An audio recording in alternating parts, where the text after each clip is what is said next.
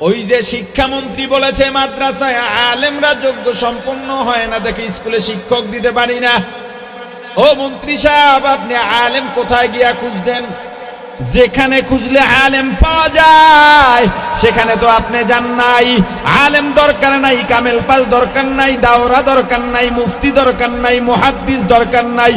নুরানি কিরাতুল কুরআন মাদ্রাসায় যাও। নুরানি কিরাতুল কুরআন মুআল্লিম প্রশিক্ষণ প্রাপ্ত শিক্ষক স্কুল কলেজে দিয়া দাও। তোমার সন্তান জেনারেল লেখাপড়ার পাশাপাশি কোরআনের শিক্ষায় শিক্ষিত হয়ে যাবে। বাংলাদেশের স্কুলে ইসলাম শিক্ষা নাই। ইসলাম শিক্ষার চিন্তা বাদ দিয়া কেমনে গানে শিক্ষক ঢুকানো যায় এই চেষ্টায় ব্যস্ত। আপনার আমার ছেলে মেয়ের জন্য সরকারের কি দরদ গান। বরং আজকে আমি এখান থেকে দাবি তুলি, প্রত্যেক স্কুল কলেজ ভার্সিটিতে যখন ক্লাস টাইম শুরু হয় আধা ঘন্টা সব ছেলে মেয়েকে জিকির করাও।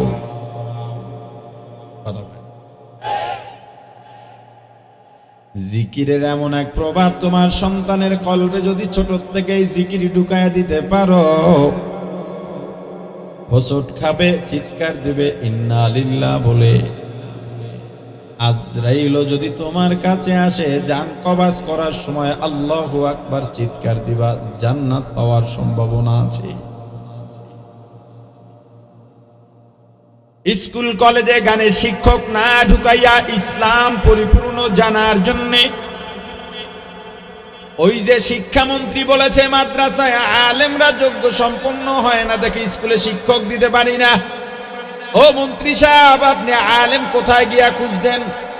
যেখানে খুঁজলে আলেম পাওয়া যায় সেখানে তো আপনি যান নাই। আলেম দরকার নাই, কামেল পাস দরকার নাই, দাওরা দরকার নাই, মুফতি দরকার নাই, মুহাদ্দিস দরকার নাই। নুরানি কিরাতুল কুরআন মাদ্রাসায় যাও। নুরানি কিরাতুল কুরআন মুআল্লিম প্রশিক্ষণ প্রাপ্ত শিক্ষক স্কুল কলেজে দিয়া দাও। তোমার সন্তান জেনারেল লেখাপড়ার পাশাপাশি কোরআনের শিক্ষায় শিক্ষিত হয়ে যাবে। যোগ্য আলেম তৈরি হয় না, চিন্তা করেন। যোগ্য আলেম প্রাইমারিতে গিয়ে কি করবে বেটা? বুঝেন? একজন যোগ্য আলেম মানে কি? দাওরার কিতাব পড়াতে পারে, ইশকাতের কিতাব পড়াতে পারে, ফাজেল কামেলের কিতাব পড়াতে পারেন, এমন ব্যক্তি প্রাইমারিতে গিয়ে চাকরি করে। প্রাইমারির জন্য কিরাতুল কোরআন যারা শিখছে কিংবা কুরআনই শিখছে যথেষ্ট। আপনার আমি কোন স্কুলকে ছোট করতেছি না, ক্ষমা সুন্দর দৃষ্টিতে দেখবেন, বাস্তবতা বলছি। ওই নুরানি শিক্ষক প্রাইমারিতে নিয়োগ দেন ইনশাআল্লাহ। দায়িত্ব নিয়ে বললাম, ওই স্কুলের যতজন শিক্ষক আছে তাদের থেকে এই নুরানি শিক্ষকের হাতের লেখা ভালো। পরীক্ষা করে দেখেন, ও যত্ন করে পড়াবে, কারণ ওর শিক্ষাটাই ছোট থেকে যে যেভাবে গড়ে ওঠে সেভাবেই চলে। আমার পরিচিত অনেক আগের কথা, আমার খুব কাছের এক সেনা সদস্যকে বললাম যে আপনারা ঘুষ খান না, এমন একটা কথা প্রচলন আছে। বাহিনী ঘুষ খায় না, একটা কথা আছে না? আমি বললাম আপনারা ঘুষ খান না কেন? উনি আমারে পাল্টা প্রশ্ন করলেন, তুমি সিনেমায় যাও? আমি বলছি ইন্টারেস্টিং। আমি প্রশ্ন করলাম আপনারা ঘুষ খান কেন? বলে তুমি সিনেমায় যাও না কেন? যাও না, এটার যে উত্তর আমরা ঘুষ খাই না ওইটারই একই উত্তর। আমি বললাম আমরা তো যাই না, ছোটবেলার থেকে আমাদের ভিতর একটা আদর্শ ঢুকানো হয়েছে,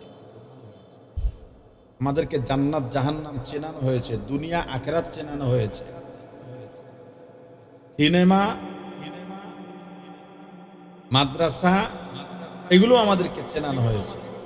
আমি একজন আলেম হয়ে কোরআন ধারণ করে আমি সিনেমায় যাই কিভাবে? আপনি যেভাবে আপনার সন্তানকে গড়ে উঠাবেন সেভাবেই গড়ে উঠবে। কোন সন্তান কাফের হয়ে জন্ম নেয় না, আগুন পূজারী হয়ে জন্ম নেয় না, গাছ পূজারী মুশরিক কাফের হয়ে জন্ম নেয় না। সন্তানকে মুশরিক বানায় মা বাবা, আগুন পূজারী বানায় মা বাবা। মা বাবা, ও সন্তানের মা বাবা, তোমার সন্তানকে কেমনি গড়াইবা?